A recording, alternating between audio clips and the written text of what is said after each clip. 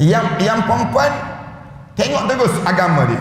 Tanya dia macam mana, dah menghafal Quran banyak mana, kemudian belajar agama kat mana. Tanya betul-betul pada diri dia. Belum kahwin tertanya, hantaran berapa? Senang tanya dia. Dia pun jawab, hantaran tu macam nombor telefon bomba lah, 99999 misal contoh. Kita kata baik, tak payahlah. Islam dia tak suruh tak yang bertimbul-timbul harga. Yang hantaran mahal-mahal, hantaran mahal ni hilang keberkatan rumah tangga. Islam dia suruh hantaran ni jangan tinggi sangat, jangan rendah sangat. سنخوض معاركنا معهم وسنمضي جموعا نردوهم. بسم الله الرحمن الرحيم. الحمد لله رب العالمين والصلاة والسلام على أشرف الأنبياء والمرسلين وعلى آله وصحبه أجمعين. سبحانك لا علم لنا إلا ما علمتنا إنك أنت العليم الحكيم. رب اشرح لي صدري ويسر لي أمري واحلل عقدة من لساني يفقهوا قولي. يا عليم علمنا من علمك كما ترضى به عنا. يا حليم خلقنا بخلق الحلم وحققنا بحقائق العلم. اللهم أخرجنا من ظلمات الوهم وأكرمنا بنور الفهم وافتح علينا بمعرفة العلم وحسن أخلاقنا بالحلم وسهل لنا أبواب فضلك وانصر علينا من خزائن رحمتك يا أرحم الراحمين ويا أرحم الراحمين ويا أرحم الراحمين. أما بعد.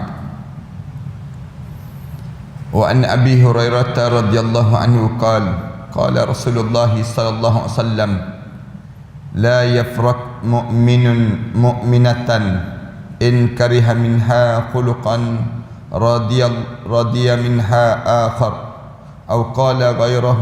رواه مسلم.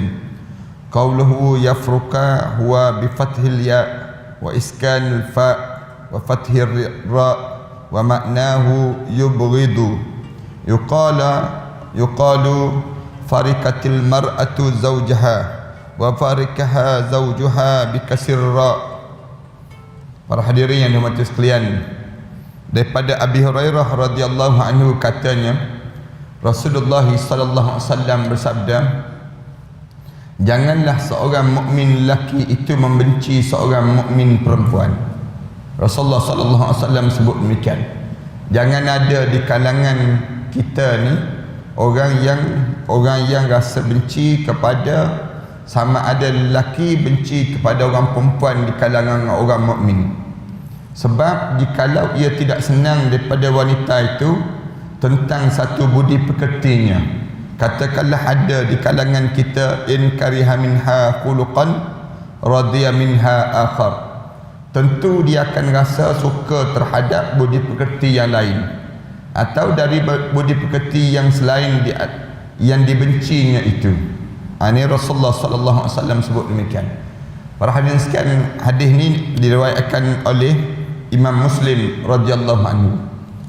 Para hadirin sekalian, kita masih lagi membicarakan tentang pesanan Rasulullah sallallahu alaihi wasallam supaya berbuat baik kepada orang perempuan. Maksudnya kita ni jangan kita memandang hina pada orang perempuan, jangan. Mana-mana orang, setiap di kalangan kita, muliakanlah orang perempuan. Itu cara yang diajar. Maksudnya jika seorang yang menjadi perempuan, jangan rasa hina dengan kita jadi perempuan, jangan. Ini kerana apa dia? Kerana kita ni dimuliakan oleh Allah. Lalu Islam diajar supaya kita ni hidup dalam keadaan yang saling memuliakan di antara satu sama lain. Jangan kita orang lelaki mentang-mentang kita orang lelaki, lalu kitanya pandang pada orang perempuan dengan penuh kehinaan.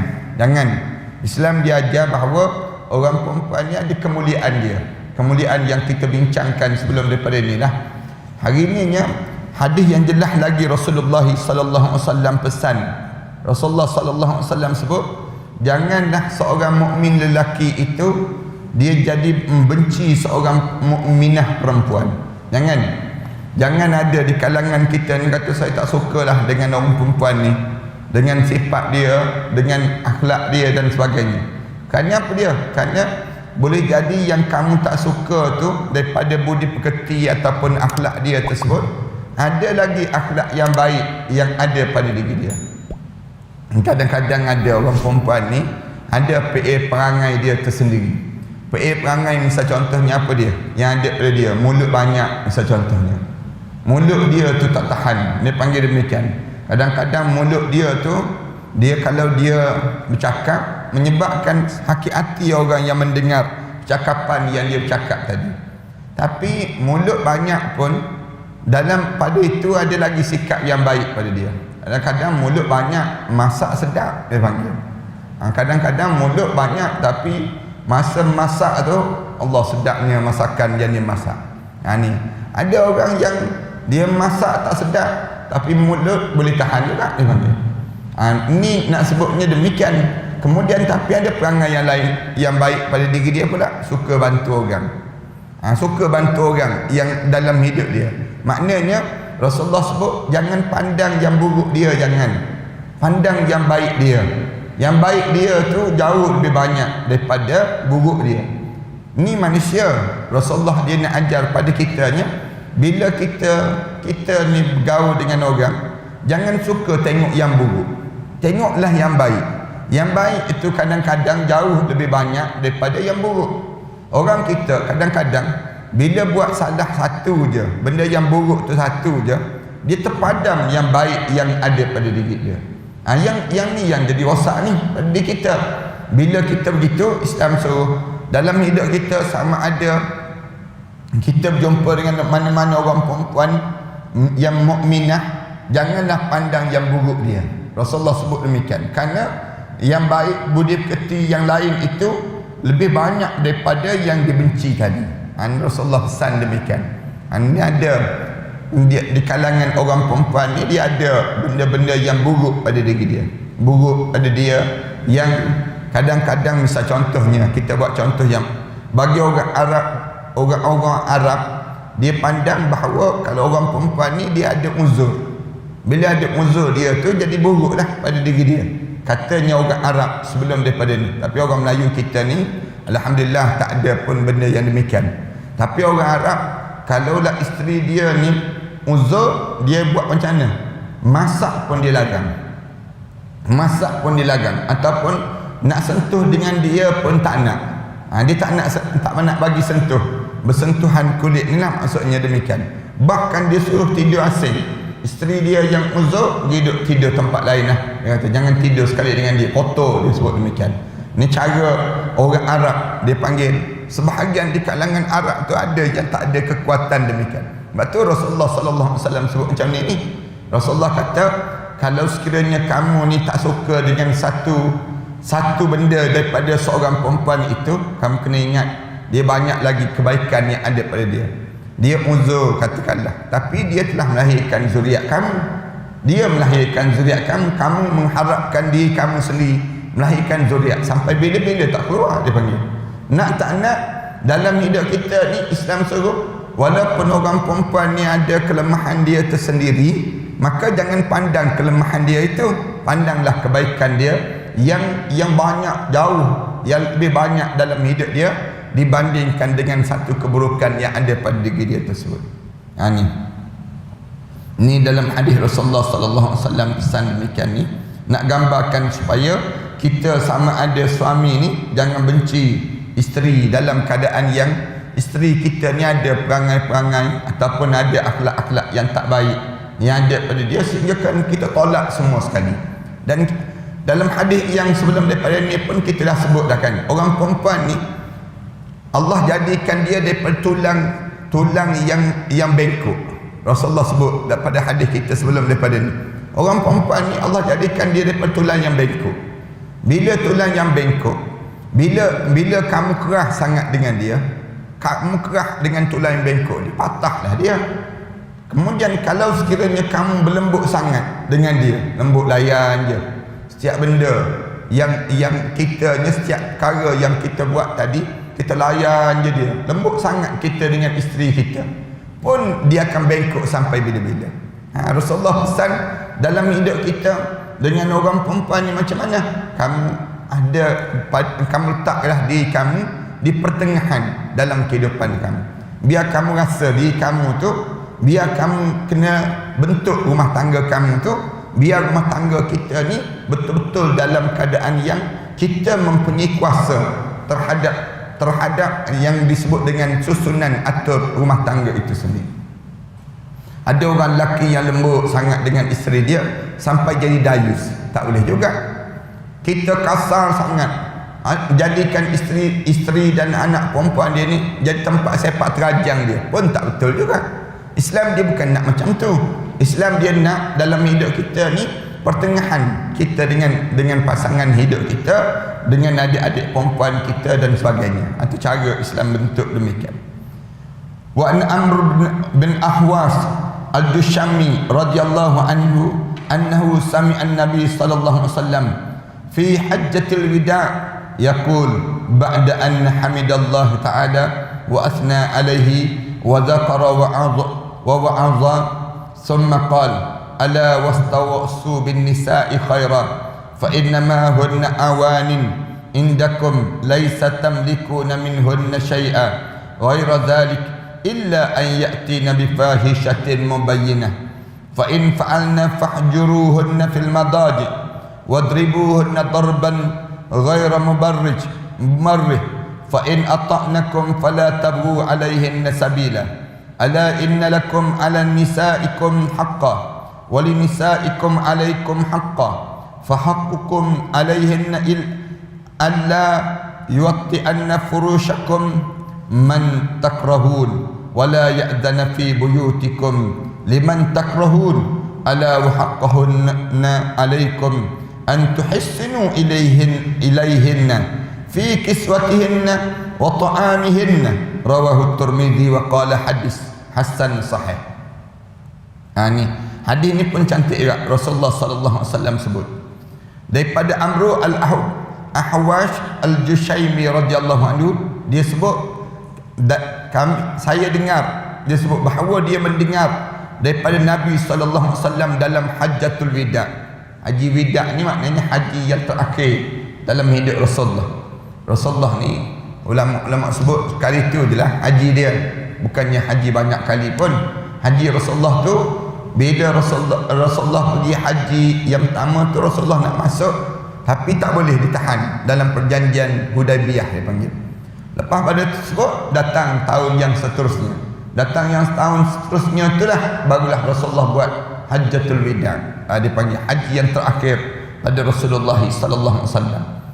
Dalam haji wida' ni Rasulullah berkhutbah. Rasulullah bagi peringatan setelah mana Rasulullah bertahmid serta memuji kepada Allah. Ini cara kalau kita berucap ya.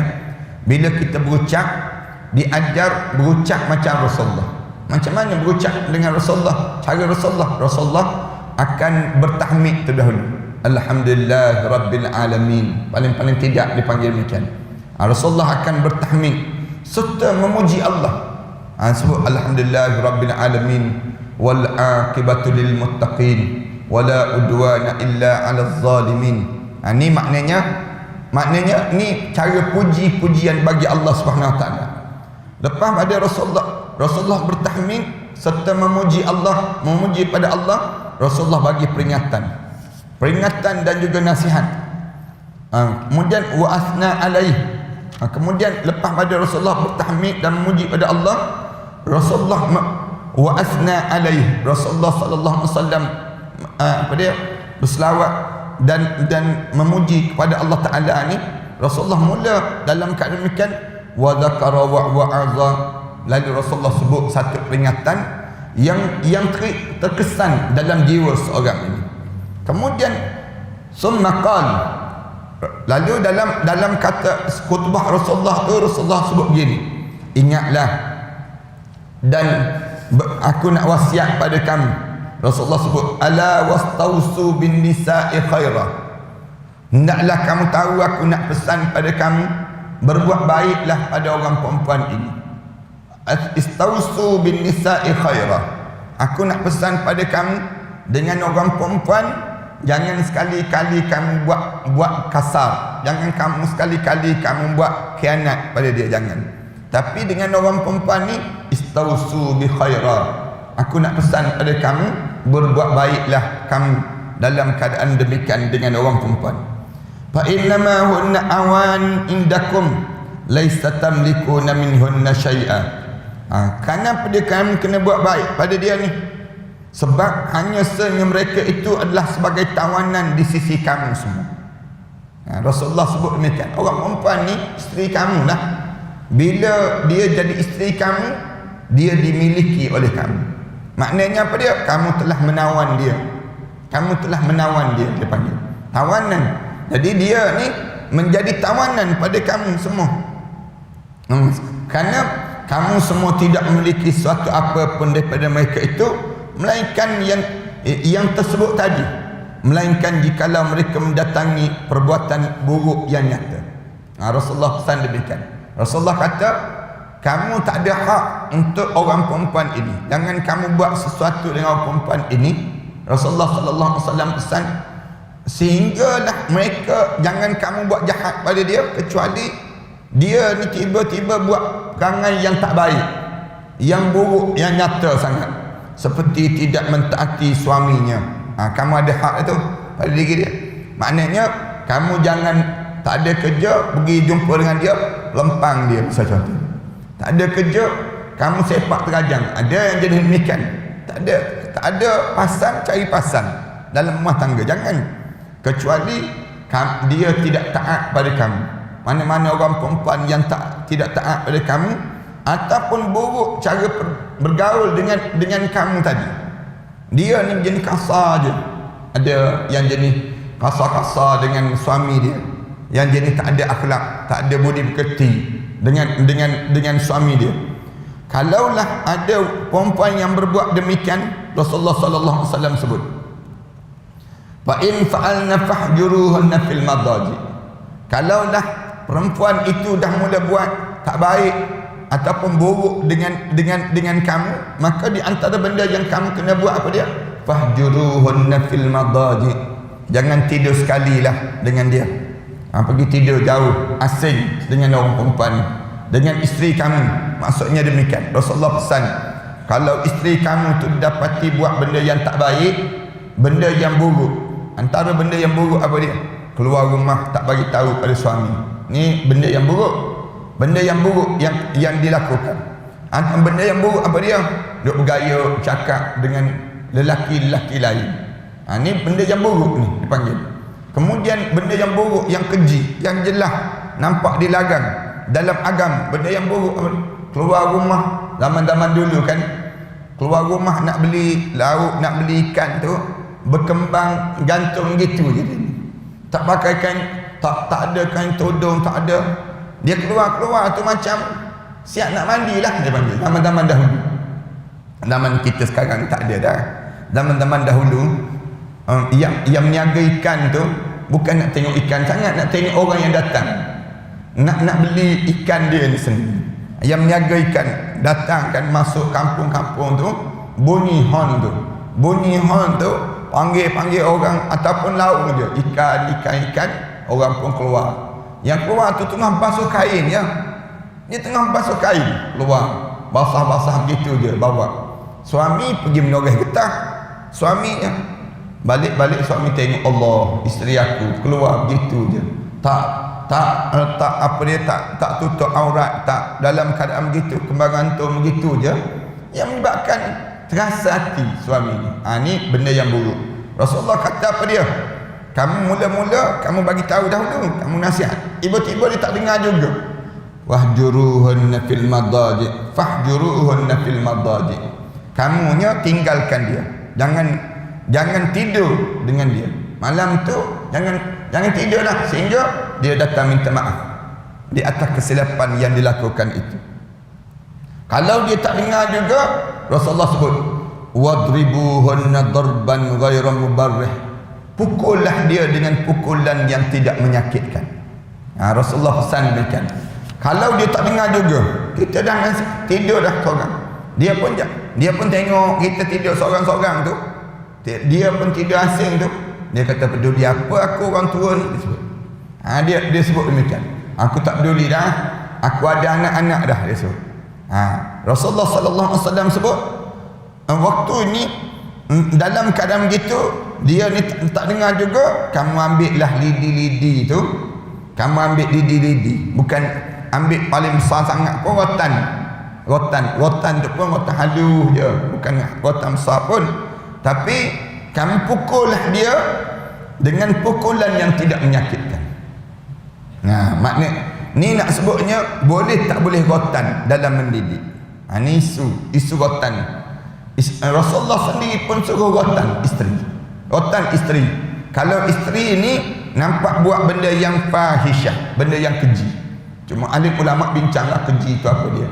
Termasuk keji ni bila isteri tersebut malam-malam duk bergayut, suami dah tidur dah, dia pun pergi ke bawah, kemudian dia pergi jauh sikit daripada suami, dia bergayut dengan jantan lain, WhatsApp dengan lelaki lain, dia pun duduk melayan orang-orang tertentu dan sebagainya.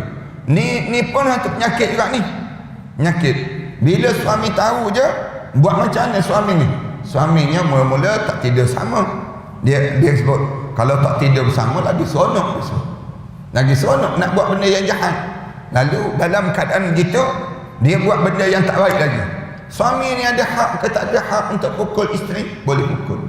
Pukul tu bukan pukul untuk menyakitkan, tetapi pukul dengan tujuan untuk mendidik. Tujuan untuk mendidik. Pukul tu ulama kata bawah pada punggung, bawah pada hak punggung kita ni, sampai kepada bawah pada punggung tu boleh pukul. Jangan pukul di perut, jangan dipukul di atas pada bahagian kemaluan dia, jangan di atas pada kemaluan dia, di tempat sistem peranakan dia dan sebagainya. Tapi pukul tu pukul di bawah pada tahap punggung dia, pukul di paha, di betis. Pukul tu bukannya pukul nak menyakitkan, tapi pukul nak mengajar. Ambil lidi-lidi tu, lidi tu lepuk sekali, misal contohnya. Tak dengar ni kita sebut demikian. Dia pun faham. Bukan tujuan untuk yang dengan tujuan untuk menyesakkan dan menyakitkan diri dia tadi, tapi pukul dengan tujuan untuk mendidik diri dia. Lain kali jangan buat perangai yang tak baik sendiri. Ini dia Rasulullah sallallahu alaihi wasallam sebut demikian. Huwa syaqun syadid. Rasulullah sallallahu alaihi wasallam sebutnya, tetapi jikalau mereka telah kembali taat pada kamu semua, maka jangan cari. Rasulullah sallallahu alaihi wasallam sebut, wa qawluhu fala tabghu alaihin nasabila. Kalau dia dah kembali taat pada perintah Allah, yang dia dah mula dah jaga syariat Allah, balik semula taat pada perintah Allah, jangan cari jalan untuk menyakitkan hati dia, jangan. Rasulullah sallallahu alaihi wasallam pesan demikian. Ai la tatlubu tariqan tahtajjuna bihi alaihin wa tu'zunahunna bihi wallahu a'lam. Disebut demikian. Ingat Rasulullah sallallahu alaihi wasallam pesan demikian. Kalau sekiranya dia ni fa in ata'nakum fala tabghu alaihin nasabila ala innalakum ala nisaikum haqqan. Lalu Rasulullah sallallahu alaihi wasallam sebut, ingatlah sesungguhnya bagi kamu atas isteri-isteri kamu semua itu ada hak ke atas mereka tersebut. Rasulullah sallallahu alaihi wasallam sebut, kamu kena ingat bahawa semua isteri kamu tu kamu ada hak ke atasnya. Demikian juga dengan isteri kamu ke atas diri kamu tu ada hak ke atas diri kamu. Rasulullah sallallahu alaihi wasallam sebut, jangan kamu ingat kamu ada hak ke atas mereka.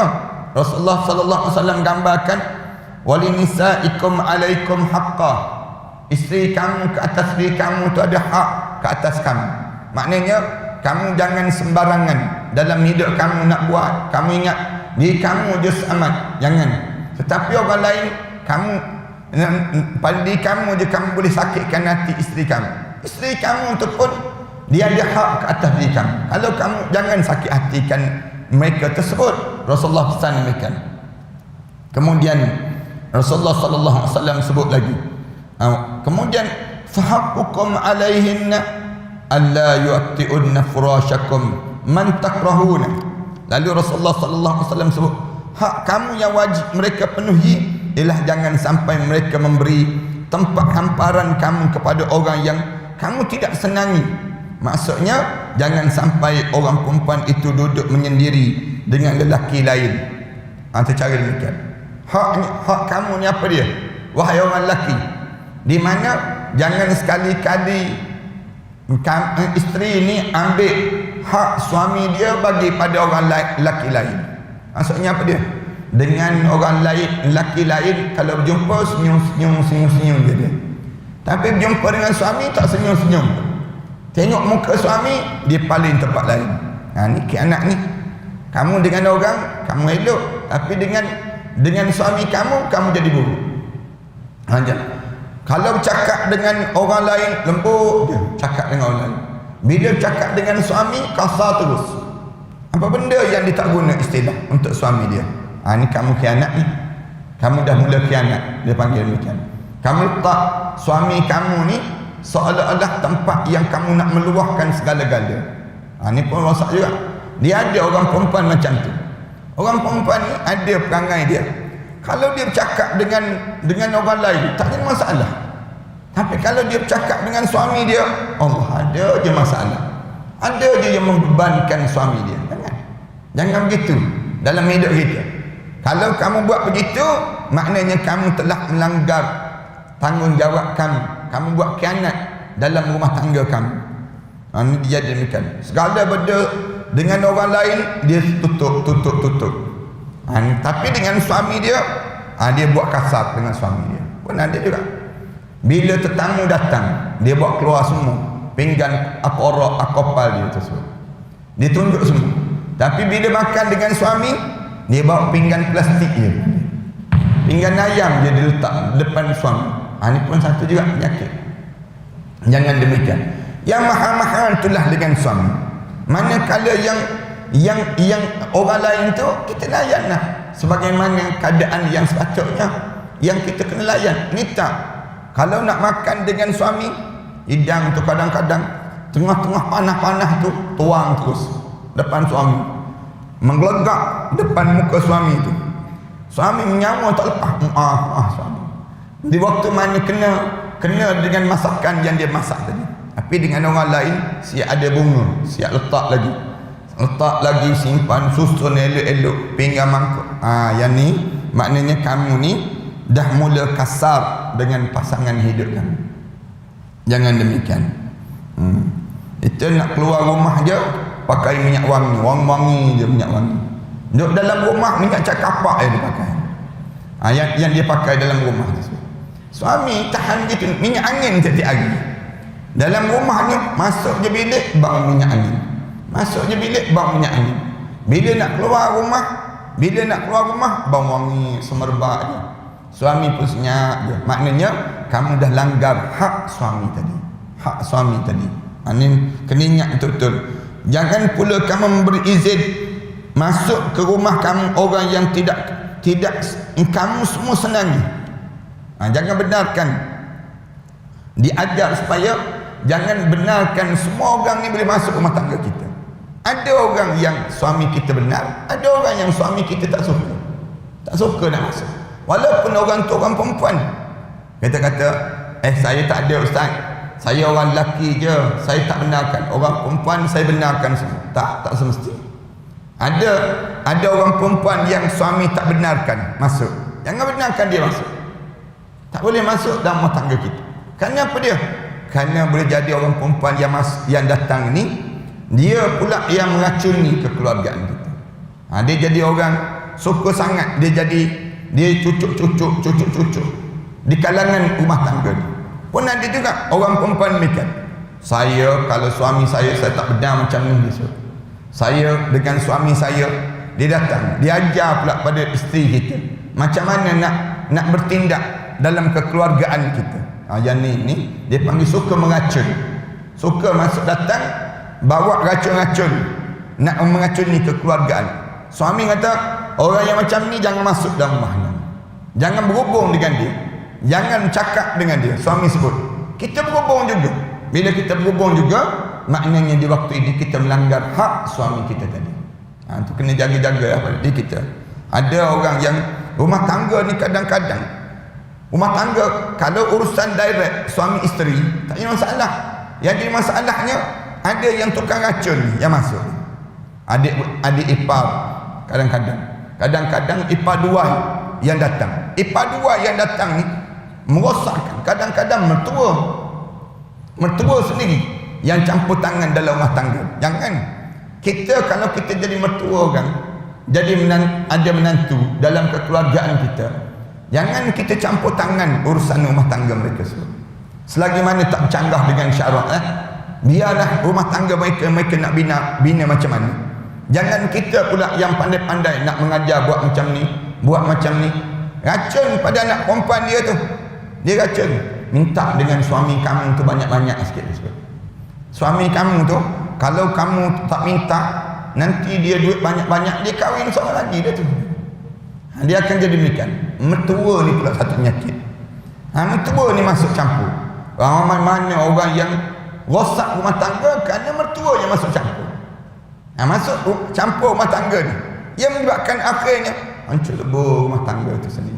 Pun ada juga elok-elok dah rumah tangga tu elok, kemudian tersusun kerana cucu adik-beradik ni masuk. Adik ipar yang jenis dia mula masuk menggetak. Dia kata, kalau kamu buat kerana pada isteri aku, pada adik perempuan aku ni, kamu kena ingat, kamu tu ipar aku je. Aku sepak terajang kamu. Akhirnya berkelahi adik-beradik, tak pulang-pulang rumah, tak balik kampung, masing-masing tak boleh tegur, tak boleh berjumpa. Kenapa dia? Kerana PL perangai yang buruk di kalangan mereka. Allahu Akbar. Kesian kita tengok kan, tak boleh nak bina rumah tangga tu. Kenapa? Kerana masuk campur orang lain. Rasulullah dah sebut dah, kamu jangan ambil hak suami kamu. Kalau kamu dah berumah tangga, kamu dengar cakap suami kamu, dan kamu dah keluar dah daripada apa dia, jagaan mak ayah kamu. Bila rumah tangga tak ada dah, orang perempuan dia kena jaga suami dia je yang dia kena jaga. Bukan dia jaga yang disebut dengan mak dia lagi, ayah dia lagi, kemudian semua ni tak ada kaitan dengan mereka dalam rumah tangga.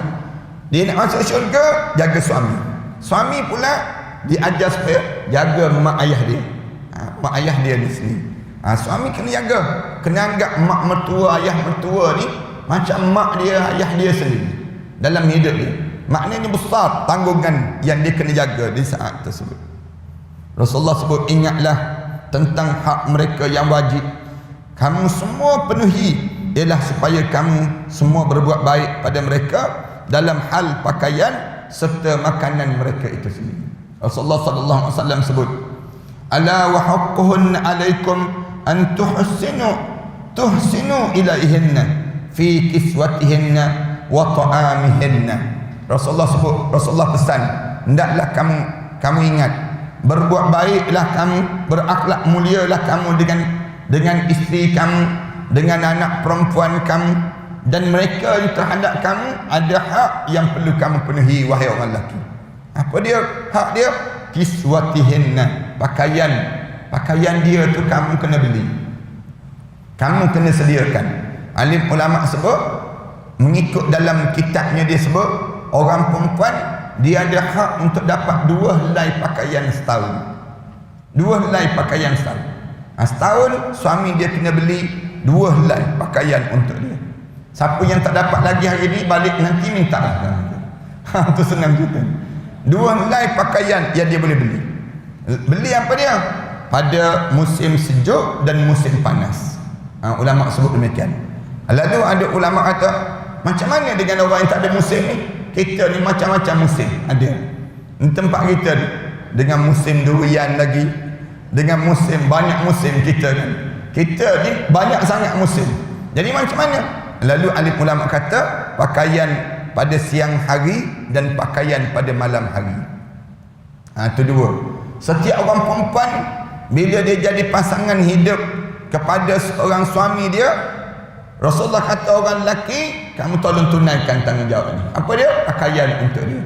Itu pakaian kamu kena tunaikan, beli pakaian untuk dia. Yang kedua, makan minum dia.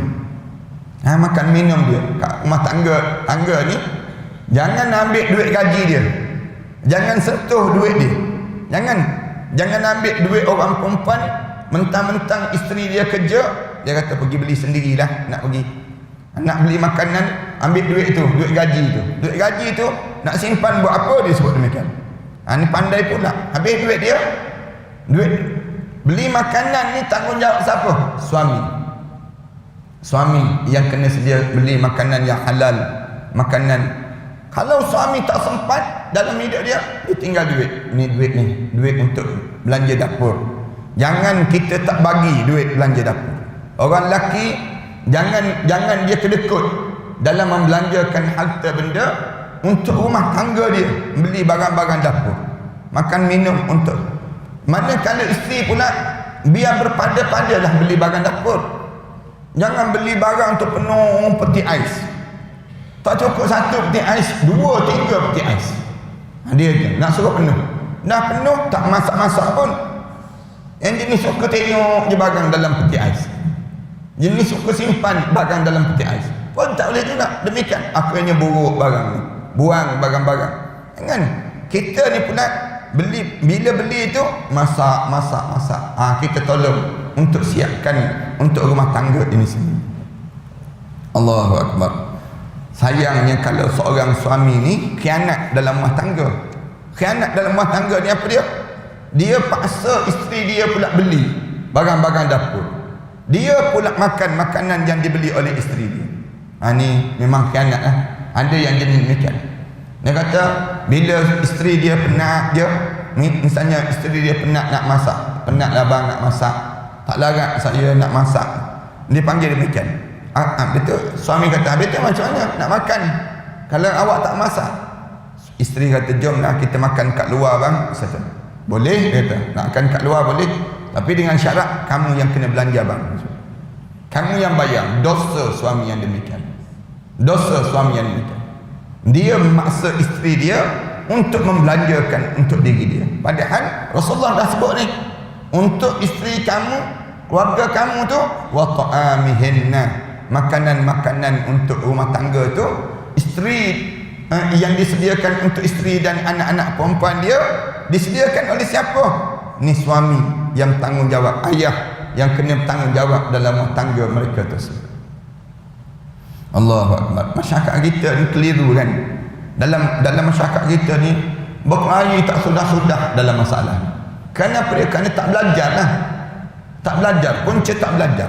Orang perempuan ni khusus Allah jadikan untuk dia nak muliakan dia ni macam mana? Dia lahirkan zuriat dia.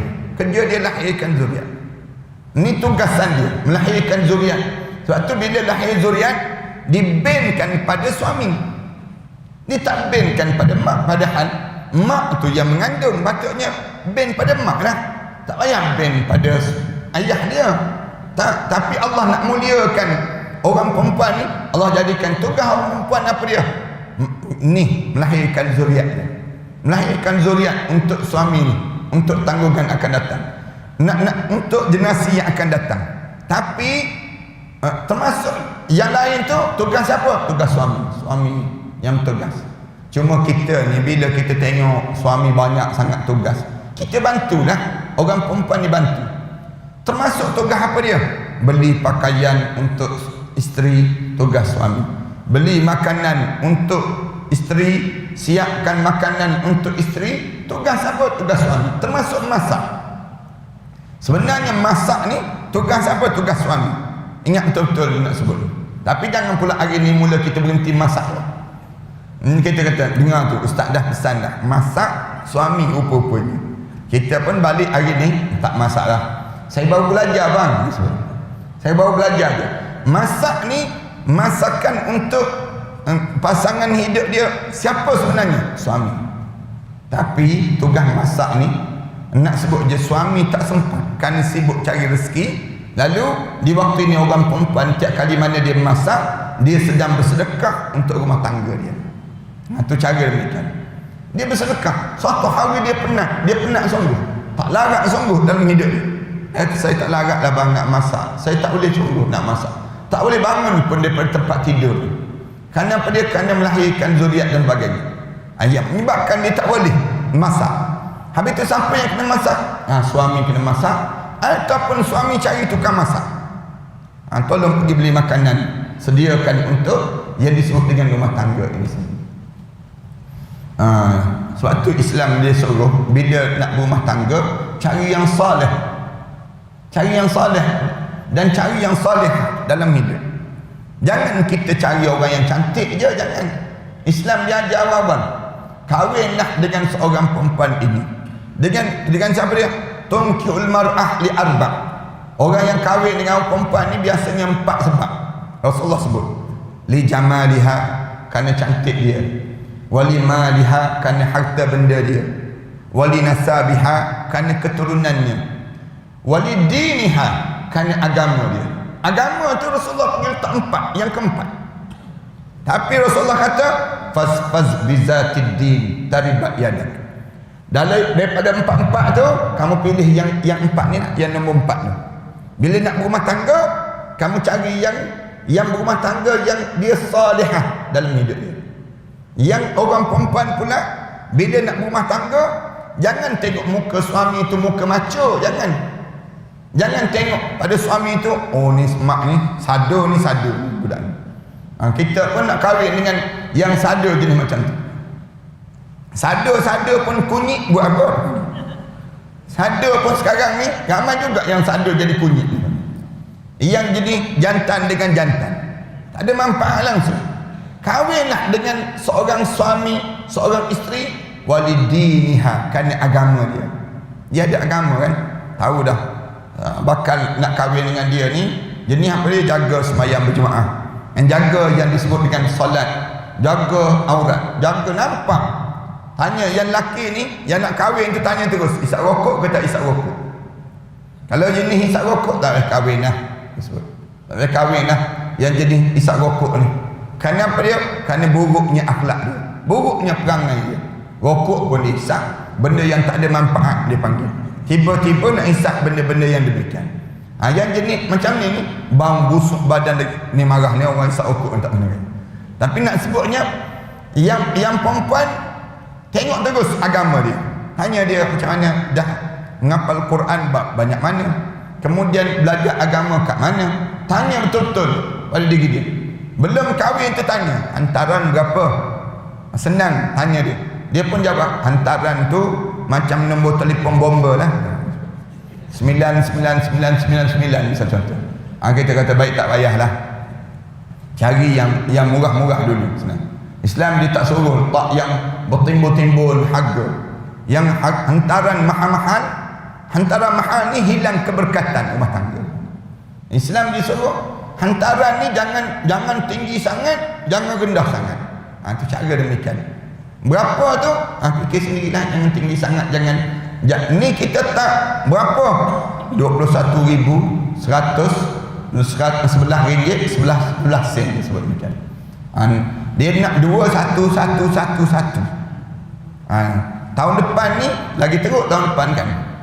Tahun depan ni tahun 21. Nak kahwin bila? Tahun 21 hari bulan 2 tahun 21 hari bulan 1 tahun 2001. Tahun 21. Ni ramai ni orang nak kahwin 21 depan dia demikian. Macam-macam gaya orang, perangai orang Melayu kita. Tahun 2020 sama juga. Tahun 2020 hari bulan 2 tahun 20. Mula tarikh tu tunggu. Ramai nak kahwin tu, tak kira dah hari apa pun, tapi nak ingat kenangan tersebut. Nak jadi kenangan. Kahwin tak sampai sebulan, cerai berai. Punca apa dia? Punca kita tak kira berkat ke tak berkat. Kira berkat dulu dalam kehidupan kekeluargaan kita. Ni Rasulullah ajar supaya dalam hidup kita ni jaga di antara satu sama lain. Orang perempuan, tanggungjawab kita dengan mereka semua. Qaulu awanin, Rasulullah sebut demikian. Diriwayatkan oleh Imam Tirmizi dan dia mengatakan adalah hadis ni hadis hasan sahih. Sabda Rasulullah sallallahu alaihi wasallam, awanin artinya tawanan. Jamak daripada lafaz aniyah dengan ain muhmalah, maksudnya wanita yang tertawan. Maknanya bila kita berumah tangga dengan seorang perempuan, dia di bawah tawanan kita. Dia di bawah kita ni. Al-aini artinya lelaki yang tertawan. Al-ani artinya lelaki yang tertawan. Rasulullah menyamakan wanita yang sudah menjadi isteri itu sebagai tawanan suaminya. Rasulullah pesan demikian. Maknanya Rasulullah pesan dalam hadis ni, mana-mana orang perempuan bila dia dah rumah tangga dengan kamu, dia jadi tawanan pada kamu. Dia dalam selagi mana kamu tak bebaskan dia, lagi tu dia tertawan dengan kamu. Dia kena dengarlah kata suami dia macam mana, suami dia nak macam mana. Walaupun dia sebelum daripada ni dianya minat yang lain, katakanlah belum rumah tangga, dia je minat sungguh dengan bunga. Katakanlah dia ni peminat bunga, beli bunga, tanam bunga, macam-macam gaya jenis bunga semua ada. Tapi bila berumah tangga, suami dia ni tak suka dengan bunga. Suami dia tak suka dengan bunga. Bila suami dia tak suka dengan bunga, benda apa yang dia kena buat?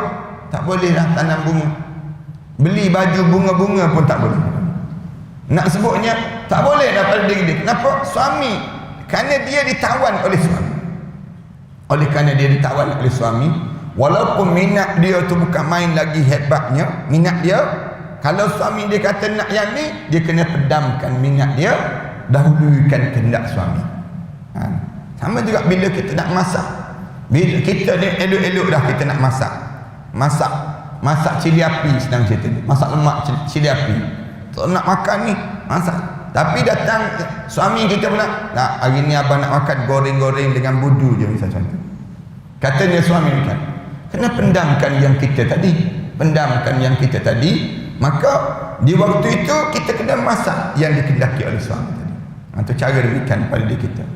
Maknanya kita kena jaga, kan kita ditawan. Katanya Rasulullah guna istilah tawanan suami ni, kerana wanita itu sudah masuk sama sekali di bawah kekuasaan suaminya itu. Maknanya kalau kita ni, kita dah janji dengan kawan kita, boleh tak kita nak jumpa kawan kita begini, kita sebut pada suami. Suami kata tak, abang nak ajak rumah terbuka banyak lagi ni, misalnya. Kita kena padamkan yang janji kita dengan kawan kita ni. Manakala kita kena ikut dia suami kita tadi.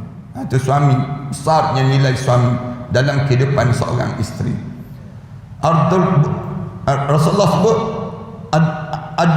ad-darbahul mubarrih, iaitu yang sangat menyakitkan. Sabda Rasulullah sallallahu alaihi wasallam, fala tabghu alaihinna sabila, artinya jangan kamu semua cari-cari jalan untuk membuat alasan hendak menyusahkan kaum isteri itu ataupun menyakiti mereka tersebut. Rasulullah kata kalau mereka dah taat pada kamu, fa in ata'nakum, jika sekiranya isteri kamu dah jaga, dah perintah, mentaati perintah kamu, fala tabghu alaihinna sabila, jangan sekali-kali kamu cari jalan untuk nak menyakitkan hati isteri kamu tersebut. Jangan pada diri kamu buat benda-benda yang demikian. Wa an Muawiyah bin Haidah radhiyallahu anhu qala, qultu ya Rasulullah, ma haqqu zawjah ahadina alayhi? Qala an tut'imha idza ta'imta wa taksuha idza tasaita wa la tadribil wajha wa la tuqabbih wa la tahjur illa fil bait. Hadis hasan rawahu Abu Dawud. Rasulullah sallallahu alaihi wasallam ditanya oleh sahabat. Bila daripada Muawiyah bin Haidah radhiyallahu anhu, kata dia, aku tanya Rasulullah, ya Rasulullah, apakah hak isteri terhadap seorang suami daripada kita ataupun atas suami ini, apa dia ya Rasulullah? Apa dia tanggungjawab ataupun hak seorang isteri ataupun kita terhadap isteri kita ya Rasulullah? Rasulullah menjawab, yang pertama hendaklah kamu memberi isteri kamu makan dengan apa yang kamu makan. Rasulullah sallallahu alaihi wasallam sebut demikian. Tanggungjawab kamu, jangan kamu makan Kamu je makan, isteri kamu tak makan. Pernah ada juga yang jenis demikian. Suami balik-balik kerja, berhenti kedai mamak dulu, makan kenyang-kenyang, kemudian dah kenyang tu balik ke rumah. Isteri tanya, bang dah makan ke belum? Dia jawab, belum lagi. Ya, belum lagi. Lepas tu saya nak masak dengan apa? Tak payah masak lah, kita puasa je hari ni. Katanya suami, padahal dia dah kenyang. Dia dah kenyang. Pandai pula dia tu. Isteri dia pun diam je. Dosa suami yang demikian. Suami yang jenis demikian ni buat dosa. Isteri pun diam je. Masuk bilik, tak ada makanan. Kat dapur pun tak ada makanan. Nak masak apa? Berah-berah pun tak ada. Nasi pun tak ada. Nak makan apa? Ada yang jenis demikian. Ataupun dia masak nasi. Bang, nasi dah masak dah, tapi lauk tak ada. Suami dah kenyang dah. Belum balik tu, dia dah makan siap-siap dah. Dia makan siap-siap kat luar. Mentang-mentang dia kerja, isteri tak kerja. Isteri dia kat rumah. Kemudian dia siap makan. Isteri kata, bang, nasi dah masak, tapi lauk je tak ada. Saya tak tahu nak masak, nak beli telur pun tak boleh, duit tak ada. Nak beli lauk-lauk pun tak ada. Makan je lah nasi tu. Nasi je lah kita. Isteri pun ambil nasi, makan gaul dengan kicap. Berdosa suami demikian. Siapa yang jadi suami yang jadi demikian, memang dia ni di antara orang yang tak tunai tanggungjawab hak yang sepatutnya dilakukan. Anak-anak makan dengan kicap, nasi dengan kicap je. Isteri pula dia percaya betul-betul terhadap suami dia. Dia kata tak apalah, suami kerja-kerja tak dapat lagi. Tanya pada suami, abang tak beli ke lauk-lauk? Belilah ikan bilis pun, banyak sikit ikan, dia panggil demikian. Beli ikan bilis. Tak nak beli dengan apa? Duit gaji pun tak dapat lagi dia suruh. Katanya suami, tahan je lah perut kita, makan je lah nasi tu. Lalu anak isteri dia pun makan nasi tersebut. Tanpa dalam keadaan si suaminya pula dah kenyang dah, makan dengan nasi dan lauk dan sebagainya. Ni ada ni cerita-cerita masyarakat, kalau kita turun ke bawah jumpalah cerita-cerita macam ni. Fi'il perangai manusia. Rasulullah sallallahu alaihi wasallam sebut, tanggungjawab kamu wahai orang lelaki, suami, tanggungjawab terhadap isteri kamu, bagi makan terhadap apa yang kamu makan. Jangan kamu kenyang je, tiba-tiba anak isteri kamu kat rumah, kamu biarkan begitu saja. Minta-minta dengan orang. Pergi rumah sebelah minta, kalau ada beras. Pergi rumah jiran-jiran minta lauk, kalau ada lauk. Pantang ada rumah terbuka, nampak terus muka dia je.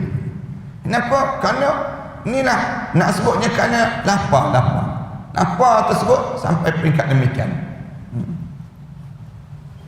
Allah, susah sungguh orang kita ni, susah makannya, main-main sekarang ni. Sampai ada yang orang miskin bandar ni, fakir bandar ni jauh lebih susah daripada miskinnya kampung.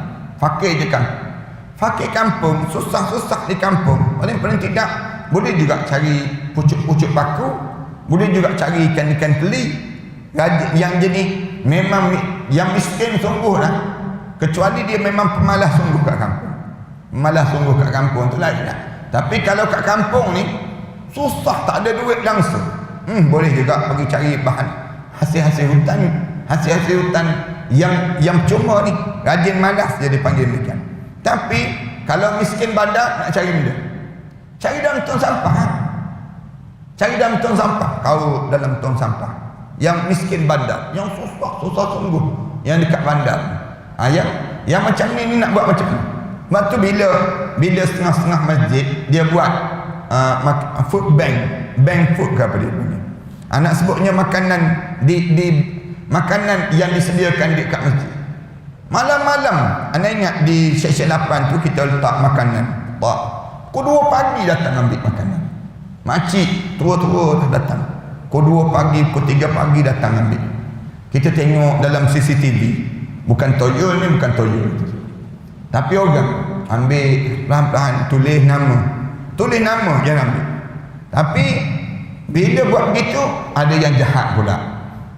Yang jahat datang, yang jahat tu dengan kereta-kereta, buka bonet kereta, ambil semua barang-barang tersebut. apa dalam bonek kereta. Akhirnya tak berjaya konsep. Asalnya kira-kiranya nak tolong orang miskin. Tahu-tahu orang kaya pula. Bukan orang kaya, pencuri pula ambil kesempatan. Ambil barang-barang ni, dia pergi jual pula barang-barang tersebut. Dengan berasnya, dengan gandumnya, dengan barang-barang runcit begini, dia ambil, dia jual.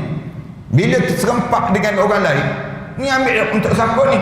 Dia kata, saya ambil untuk jiran saya. Jiran saya pesan, dia tak boleh datang. Di sudut logik juga. Orang miskin, dia nak datang macam mana? Dia duduk jauh. Bila duduk jauh, dia terpaksa dalam keadaan demikian nak pada orang lain tolong ambil. Dia kata dia nak ambil untuk jiran dia, untuk orang, dia nak bagi pada kawan-kawan dia dan sebagainya. Akhirnya tak berjaya konsep ni. Orang kita khianatnya di kalangan kita. Ada juga yang jenis demikian. Sebab tu Rasulullah sallallahu alaihi wasallam bila tanya apa hak seorang isteri terhadap suami dia, apa tanggungjawab yang perlu dilakukan, dia sebut antut'imaha idza ta'imta, bagi makan bila kamu makan wahai suami. Bila kamu makan wahai suami, kamu bagi makan pada dia. Wa taksuha idza tasaita, bagi pakaian sebagaimana kamu pakai pakaian kamu. Beli pakaian ni tak beli untuk suaminya semua ada pakaian, kasut ada, tracksuit ada, seluar selek ada, baju ada, semua ada. Tapi isteri tak ada. Isteri dia tak beli untuk isteri dia. Dia jawab apa dia? Isteri cukup 2 helai je kan? Dia sebut demikian. Ustaz dah bagi tahu dah 2 helai je. Jadi jangan banyak-banyak. Pun itu juga penyakit. Ini nak kena jaga pada diri kita. Nak kena balance lah. Biar sama banyak. Kalau kita ada pakaian, isteri kita ada pakaian. Isteri pula jangan dia banyak pakaian melebihi suami dia pula. Ni kadang-kadang pakaian isteri penuh. Semua bahagian almari milik isteri. Manakala bahagian kat luar, tergantung kat luar tu pakaian suami dia tu. Pakaian suami pun tak boleh juga. Ada juga yang jenis demikian. Yang jenis pantang tengok jubah baru nak beli dia. Yang jenis pantang tengok kain tudung baru dia nak beli. Tengok je orang model-model. Bila model-model peragakan kain tudung baru kan, dia pun tengok, kalau aku pakai macam model tu cantik jauh daripada model tu. Dia rasa demikian. Dia pun beli. Bila dia beli, dia pakai, lagi teruk daripada model tu. Nak sebut ni gambaran. Ni pun penyakit juga ni. Penyakit jenis minat kain tudung. Yang jenis minat jubah. Yang minat baju kurung. Yang jenis minat dia tu melampaui daripada suami. Kena ingat dalam diri kita. Padan-padanlah kitanya, biar sama banyak je. Kalau suami ada 10 helai pakaian, kita pun ada 10 helai pakaian.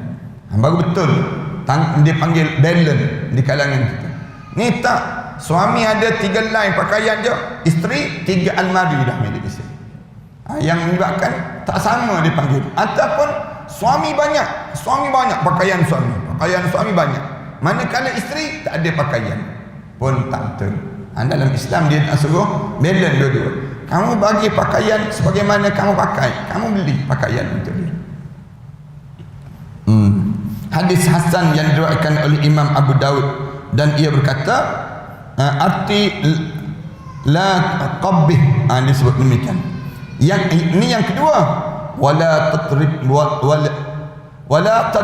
wajha wala tuqabbih. Rasulullah sebut. Yang ketiga, tanggungjawab kamu, jangan pukul muka dia, jangan pukul muka dia. Wala tuqabbih, dan jangan pukul wajah dia. Itu jangan kamu tuqabbih, menghina dia. Sama ada maksud Rasulullah sallallahu alaihi wasallam ini, jangan pukul muka tu maksudnya pukul, ataupun jangan kamu jatuhkan air muka isteri kamu. Jangan. Wala tuqabbih ni maksudnya bila orang datang rumah kita boleh jatuhkan air muka isteri kita. Masak tak pandai, kita tanya kawan kita, ni sedap tak masakan? Dia tanya kawan dia, Kawan dia pun jawab, tak sedap lah, tak rasa tawa je. Tak ada orang lain masak, isteri saya dah tu. Yang jenis masak tak pandai tu, yang jenis dia tu tengok badan sedap, tapi makan banyak, masak tak pandai langsung. Mula dia menghodohkan isteri dia. Jangan menghodohkan. Jangan kamu menjatuhkan air muka isteri kamu. Jangan. Balik kampung, bila balik duduk dengan adik-beradik, mula nak menjatuhkan air muka isteri kita. Rasulullah kata jangan kamu pukul muka isteri kamu, jangan. Pukul tu maksudnya pukul betul di muka dia, ataupun kamu menjatuhkan air muka dia. Bila kamu menjatuhkan air muka dia, maknanya kamu menghodohkan diri dia tersebut. Rasulullah sebut, wala tahjur, tanggungjawab kamu lagi, jangan kamu meninggalkan dia dalam keadaan dia sedang mentaati kamu. Illa fil bait, jangan tinggal dia, kecuali kalau kamu nak tinggal juga dia ni, tinggal kat rumah kamu. Jangan tinggal sembarangan pergi letak isteri kita ni di rumah kawan-kawan kita. Tinggal dia, kita pergi tempat lain. Jangan. Rasulullah sebut demikian. Jangan kita ni mentang-mentang kita nak pergi berjalan, nak pergi jauh sikit, kita pun ambil isteri kita ni, kita kata balik ke rumah mak lah, disebut, pergi duduk rumah mak. Kita, kenapa? Kita nak pergi musafir ni, kita nak pergi 10 hari, 20 hari tempat lain, nak menyusahkan, dia pun nak susah nak duduk kat rumah mak. Kecuali dia memang dia willing, dia memang dia nak. Ya, tak apa, saya kalau abang pergi tempat lain, saya balik rumah mak, lagi selesa saya. Tapi ada yang orang perempuan ni, bila dia kata suruh balik rumah mak, balik rumah mak mertua, kita kata balik rumah mak mertua lah, abang nak pergi tempat lain, kita sebut demikian. Di waktu tersebut dia jadi susah balik rumah mak mertua, ada ipar dua, ada adik-beradik, ada itu, ada ni, yang menyebabkan dia tak selesa dekat orang sana. Rasulullah kata, illa fil bait, kalau kamu nak tinggal juga, kamu tinggal kat rumah kamu. Rumah yang kamu sediakan. Kamu dah cari rumah, kamu beli rumah, kamu sewa rumah tu kamu tinggalkan dia, biar dia duduk di situ. Itu lebih baik. Demikian. Hadis Hasan rawahu Abu Dawud. Hadisnya hadis Hasan yang diriwayatkan oleh Abu Dawud. Kita berhenti setakat inilah, insya-Allah kita sambung sikit lagi, ada beberapa hadis lagi cerita tentang Islam diajar suruh berbuat baik pada orang perempuan. Sallallahu ala Muhammad wa ala alihi wa sahbihi wasallam. Walhamdulillahirabbil alamin. Bismillahirrahmanirrahim. Alhamdulillahirabbil alamin. Wassalatu wassalamu ala asyrafil anbiya wal mursalin wa ala alihi wa sahbihi ajma'in. Rabbana iftah bainana wa bain qaumina bil haqq wa anta khairul fatihin. Rabbana zalamna anfusana wa illam taghfir lana wa tarhamna lanakunanna minal khasirin. Rabbana wa tub alaina innaka antat tawwabur rahim. Rabbana atina fid dunya hasanah wa fil akhirati hasanah wa qina adzaban nar. Walhamdulillahirabbil alamin.